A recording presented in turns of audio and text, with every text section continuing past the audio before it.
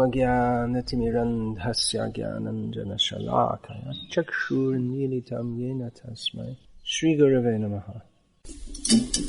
So here we are at ISKCON Salem on the, what's the date?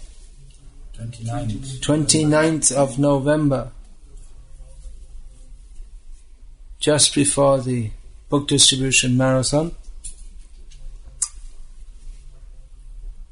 It's a different situation to the one we were in previously. Previously we were in a very austere situation, crowded up in some rented building with some karmis, and there's no water. So this is also an austere situation, but it's different austerity, and so maybe find it a little difficult. Most of us, we're used to the city life, so it's a little difficult, but there's great potential here, although it doesn't look like it. It looks like we might just be in the middle of nowhere, a long way from the city, but gradually the city will move here. And just like Mayapur, and I was giving the examples of Mayapur and Bhubaneswar, that in the beginning it was just like this, a mud and building site, but gradually both of them developed into important, well-located projects. So this will in due course of time. You have to be a little patient. I can understand that the devotees, they may be feeling, what are we doing here? There's not even a buffalo to preach to here. But you have to be a little patient, that's all. Everything will develop in course of time. And there is plenty of preaching to do. Preaching is the life, the very meaning of this Krishna conscious movement. Otherwise there's no need to build a temple here. It's all meant for preaching. So there's good possibility. People in Tamil Nadu are interested, and at least enough of them are interested in Krishna consciousness to take plenty of books. At Tiruvannamalai, just a few days ago, in one day, maybe more than 5,000 books are distributed. So, and the fact that there are so many devotees out there distributing means that people are taking to Krishna consciousness. So there is good opportunity. I wanted to address, particularly in this meeting, that how Maya appears to be acting within our small devotional community just now. Because the situation is different to what it used to be, and previously we were just a few living when I say we, I mean as usual, I'm just a visitor. But I'm also part of you, I hope. I'm accepted as such. When I say we, I feel I'm one of you. So we're living close together with a smaller number of people, so it was more intimate association. Now we're a bit spread out, and there are quite a few more devotees. I don't know the names of quite a few of you, actually. I guess I'll gradually get to know. But anyway, the point is that somehow or other I was speaking yesterday with Gokul Chandra Prabhu and Sri Giridhari Prabhu, and they were expressing that they're feeling that this spirit is not quite right among the devotees. There's some fault-finding tendency is there, and some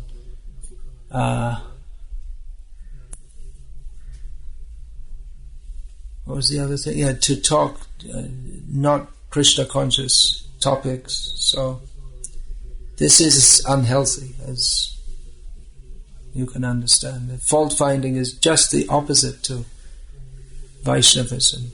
Vaishnavism means amanina amanadena, to not desire to honor for oneself, but to give honor to others. Whereas fault-finding means that I'm right and everyone else is wrong. Just see, I'm better than you. So this isn't a good tendency. Of course, it is it is the duty, especially of those who are more senior, to help those who are having some difficulty by pointing out how they can become improved, or if something is done wrong, to point that out. Just like I was in the bathroom and I saw there's one packet of the razor blade. I mean, someone who was shaving yesterday, they just left it there. So I couldn't find out who it is, but if I'd have seen that someone just leaves it there, I'd have said, because I would have told them it's not proper. You throw it away properly. You don't just throw garbage here and there. So this correcting is generally done by seniors with the aim to help the other person improve. Fault-finding is a different mentality. Fault-finding means to think it's just belittling others, pointing out, just see there's something wrong. This person's such a fool. It's materialistic people do it all the time. But devotees don't do that, and that's the beauty of a Vaishnava community. We can have a very beautiful temple and people might come to look at the buildings. Maybe they'll come because there are already so many temples in Tamil Nadu. So. But what will really attract people if there's a spirit of pure devotion among the devotees, that we're going out preaching, distributing books. The aim is to attract people to Krishna consciousness. So people will be... Why are they attracted to this? Because people are suffering in material life. And when they come among devotees, they actually have very high expectations when they see people with dhotis and tilak and chanting Hare Krishna. They expect us all to be Paramahamsas, which we're not. We're all new out of material life. So we do have our contaminations, but we really have to endeavor to be worthy representatives of Srila Prabhupada and the Parampara, so that when people come, that we deal with them in such a way that they feel inspired that I want to be like that. I want to live like this. Otherwise, if they see that among ourselves we're also talking and our consciousness is low, which is understood from the way we talk and what we talk, then people will say, well, it's just the same thing. So we can discuss this also. You can. I'm not just saying you're all wrong and I'm right. If you've got something to say, we can express this also. I understand everyone's working hard, everyone's doing nice service, but this tendency for fault finding and talking about mundane topics, that will actually destroy our devotional service. We can't have feeling for Krishna. Please go wash your hand. Don't put your hand on your mouth, or go and wash it. No, this is Yesterday I just gave a general idea, and from now on, hands on the mouth means wash it. When I see that, that's something to be trained. So, it'll spoil the spirit. No one will be happy. We can't be happy if we're looking for faults in others, or if the atmosphere is like that. So we should rather appreciate devotees and their service, and try to be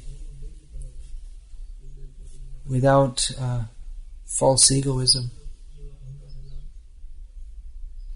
Right? That's what we're here for, isn't it? To be devotees of Krishna. So devotees of Krishna are different to materialistic people, isn't it? Their whole outlook is different. So that's something to be worked on. Otherwise it creates an unpleasant situation. It's already, from what I can understand, an unpleasant situation. All right. You want to say something? Yes. Okay, say it. Well, I requested Guru Maharaj for this meeting to speak to us, to enlighten us, to actually put us on proper way of attitude in devotional service. I appreciate everyone's hard work. There is no question about it. It's not that somebody is doing less work. When we were constructing this ashram specialty, what is it? Tremendous. Everyone.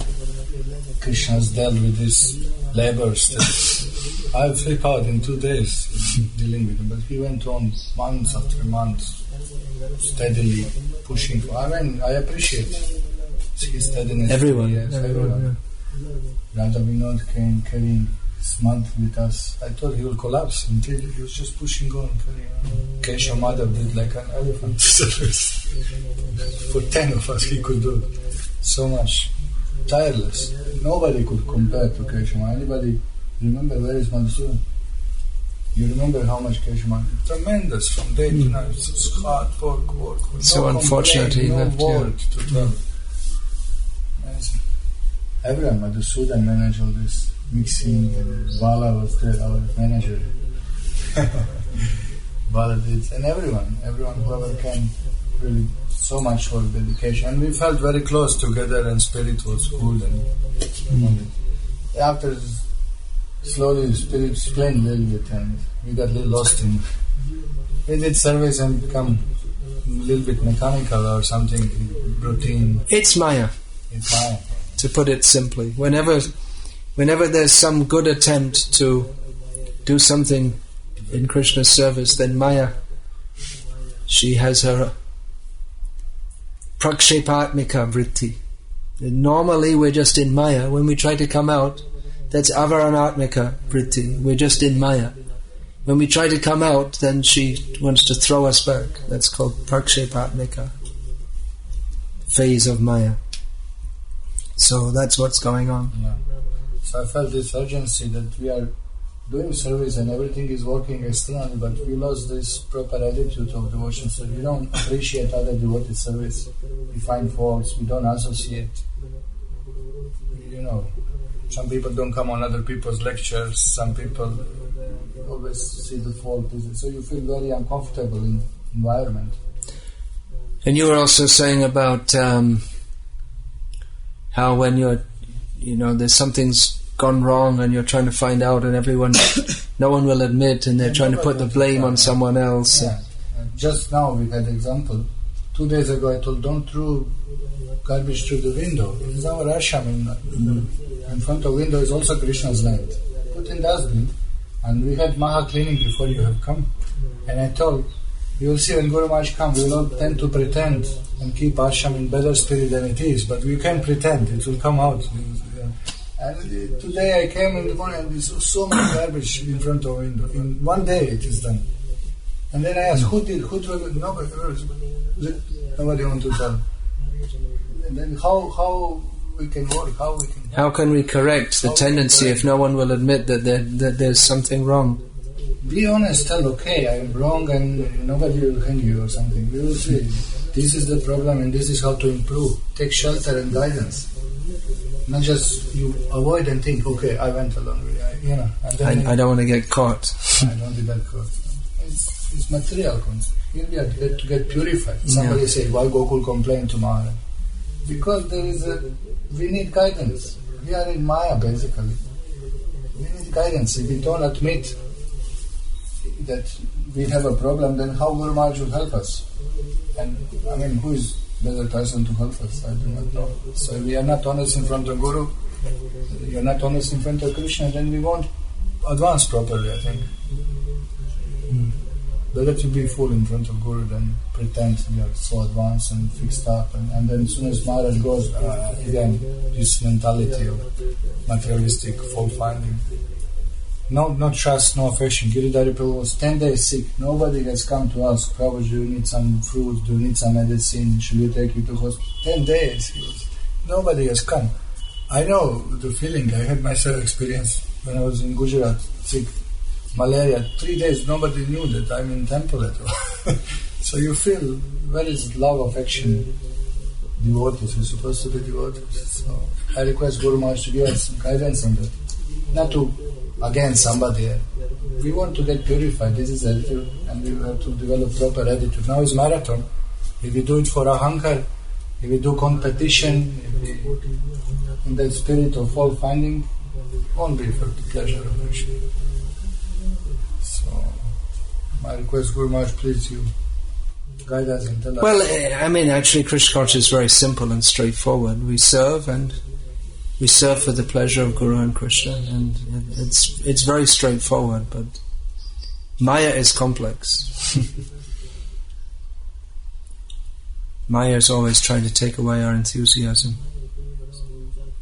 Anyone else want to say anything? Or just, I think everyone just individually has to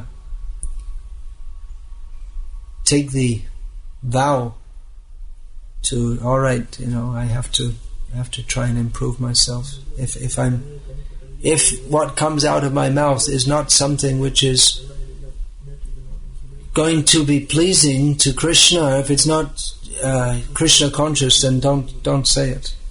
That's all. Don't speak in a way that's going to take away others' enthusiasm. So we have to make that vow. Or if someone starts talking to us, blah, blah, look at this, that one's wrong, this, that, the other, then just Hare Krishna. You can just walk away. That's all. Give a message to others also. Or you can say, oh, this one's so bad. And you say, well, actually, he's doing a lot of good sense. So counteract that. It may be difficult a bad habit may be difficult to overcome very quickly, but we should work on this. Isn't it? What do we all think?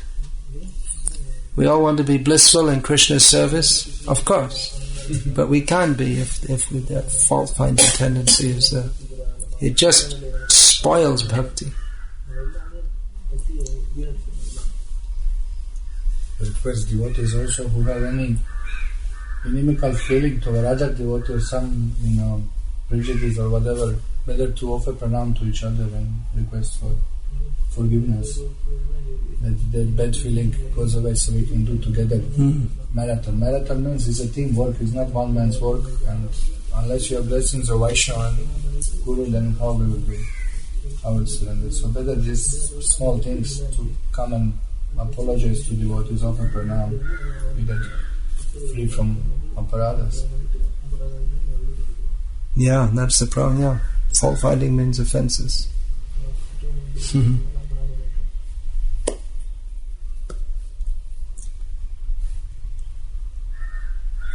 So I first then apologize to all of you for sometimes being harsh and the improper. Sometimes I hear half of the story, then I give sauce to somebody, and then fellow is completely innocent.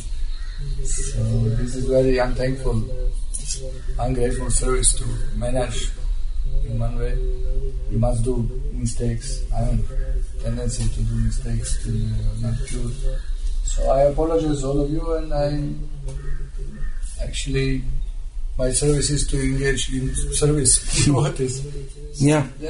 And you should all be grateful that you have Gokul Chandra Prabhu is here leading, and he's a very good devotee who I've known for many years, and he's very sincerely engaged in trying to spread this movement, and always, whoever devotees are around, he's always trying to help them, bring them up. So just try to understand, he's your friend. He might appear to be very strong, and he's twice as tall as almost everyone else, so that might induce some fear or something, but you can appreciate that you're very fortunate to have his association.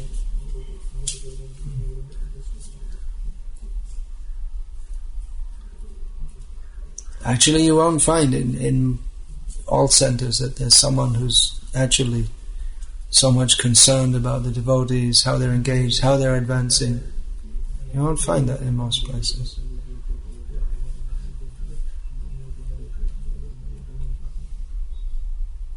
Actually, very much, if you are not taking care of us, won't be Gokul, won't be anything. We'll be lost long way. Yeah, and I'm holding on to Prabhupada's dhoti. And my god brothers are there to help me.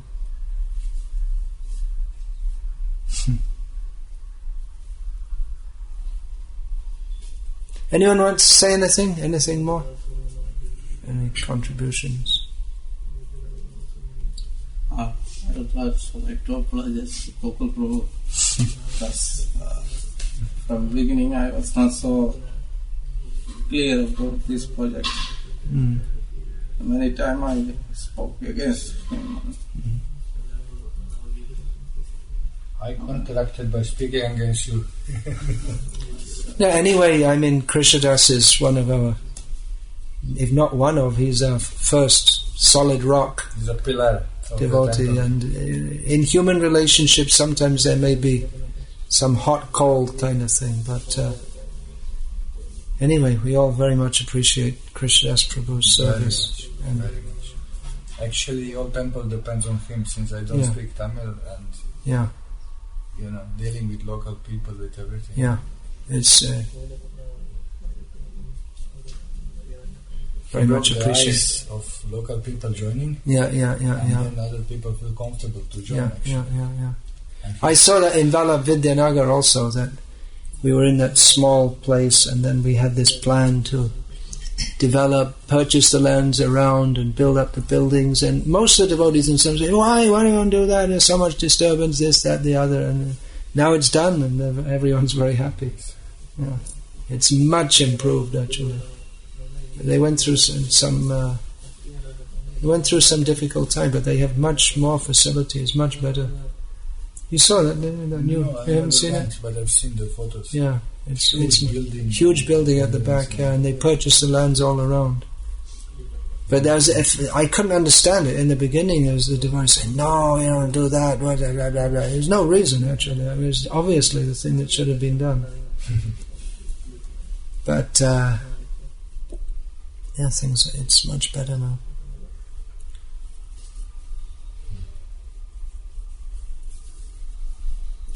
So please take advantage of your being here. There are various difficulties in some people speak English, some people speak Tamil, some people speak Telugu, and so like that. But we're all here to serve Prabhupada and Krishna. So these are minor difficulties, actually. I think everyone should learn Tamil. If you're going to be in Tamil Nadu, if you're going to be here, if you're going to stay here, it's better to learn the local language. I'm not learning it because I'm only temporarily here. I mean, I only come for 1 or 2 months a year. But I won't learn it, even then. But if you're here like 10 months a year, then every year after year, it's better to learn it.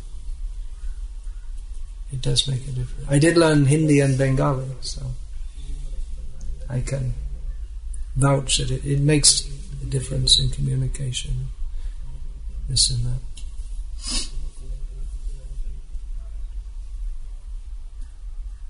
So please, that's a job for you too. You can, if you just a little bit every day, you'll pick it up. Reading and writing is a good start, because then you can read all around what the sayings are. You have to make some effort.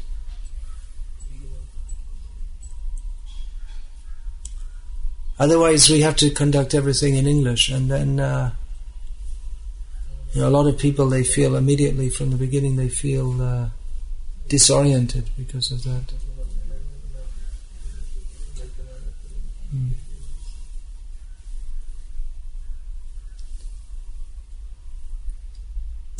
Anyway, the main thing is not language, but the main thing is that we're all here to serve Krishna. Linguistic abilities are secondary. Anything else? Anyone? Sri Giridhari, you want to say something? No? Alright. I apologize all the devotees here. Sometimes while engaging in service, Prabhuji gave me some service to see all the devotees are engaged in the temple. His temple commander. Sometimes I was harsh when service is emergency. I was speaking harsh. For example, temple cleaning. This we cannot postpone. In Yeah. first cases, I was very harsh. Yeah, temple commander, all leaders, they have to push. Prabhupada said this is a pushing movement.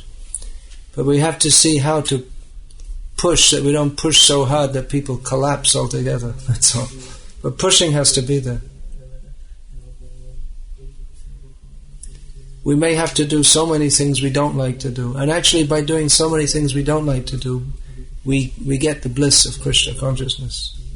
It doesn't sound like it makes sense, does it? You think if you do what you want to do, then you'll be happy. That's in material life. But in spiritual life, if we accept that, which we accept difficulties in the service of Krishna, then Krishna becomes very pleased.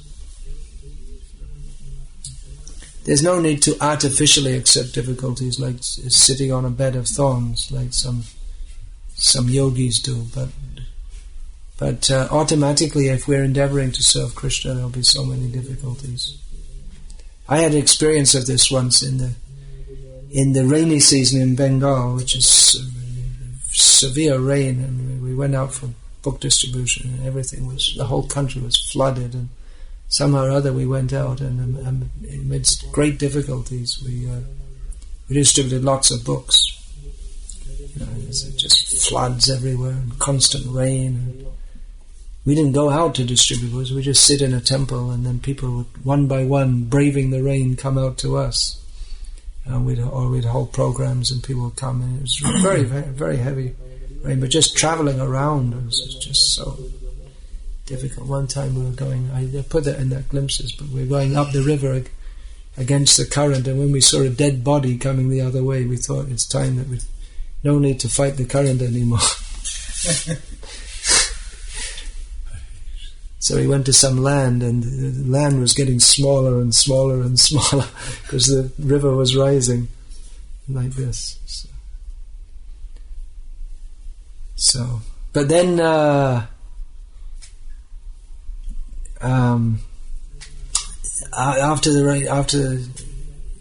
that was over, I went to Vrindavan for the first time in several years, actually, and just I felt that Prabhupada's blessing was upon me, that it had taken a lot of difficulty to serve his mission, and I could understand that Prabhupada was very pleased with that. So it's worth it. If we're calculating, then we should calculate that it's worth it to accept all difficulties in Krishna's service. That's for our own best interest. So if we can create this loving relationship among devotees, that is preaching. People will come and see, and they'd like to join that. Otherwise, just by philosophy, it won't happen. Philosophy is required, but people should notice the difference when they come. Devotees are so sweet, so nice, they're dealing with us so nicely. That's important, actually, that when people come from outside also, someone should meet them.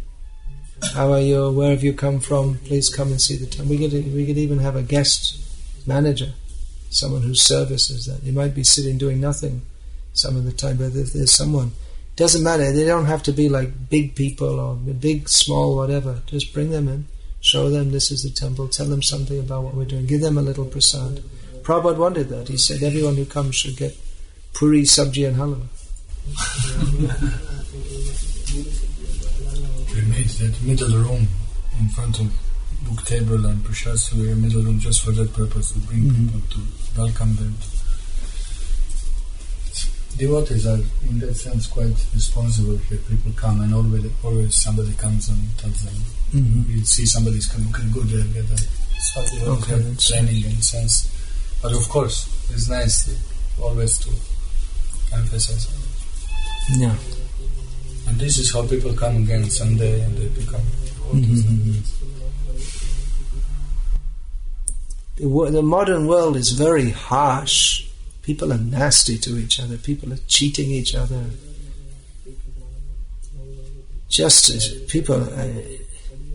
People are just looking for a little affection, and they'll respond to that.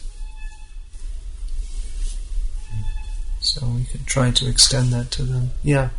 Just for myself, I just wanted to add that about this presenting ourselves to others. It's also outside. When we go out, we should also keep that spirit. Not only that when people are here, especially about destroying garbage. I also saw in India everyone is throwing in the train through windows, on the streets, whatever paper they have from something they just throw on the street. So I saw devotees doing that also, so I think that maybe we should be more concerned of not doing such things. Anywhere, not only Krishna's land is here, everywhere, everything belongs to Krishna. So. Yeah, well, like that in the train, there's a kind of system that they come and they don't have garbage cans so much, so people come and at least once a day someone comes around and cleans it all. So there might not be anything else to do with it. But in the ashram, we don't want to make it all full of garbage. You cleaned it up. Well, I was going to say it's time for a clean-up. Because already I was seeing there's things thrown here and there. So that's not a good habit, just to throw garbage here and there. What I understand is that in traditional Indian life, what garbage is there means there's been leaf plate, you throw it and then some goat would come and eat it, or the clay, you're drinking from the clay cup, you throw it and it merges into the earth. So that's the habit. But then when you have plastic bags and all this kind of thing, then it's not eco-recyclable. It just makes a mess. So we should be aware of this. Is there a fixed place to throw garbage? Not exactly. Just now we discussed. We have one place between the bathrooms and toilets. There's one dustbin.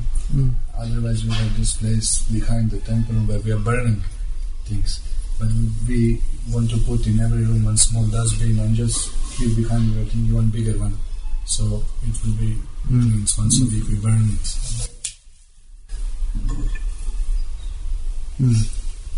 And everyone keep his own things nicely, carefully, then makes a difference. Yeah, difference in consciousness.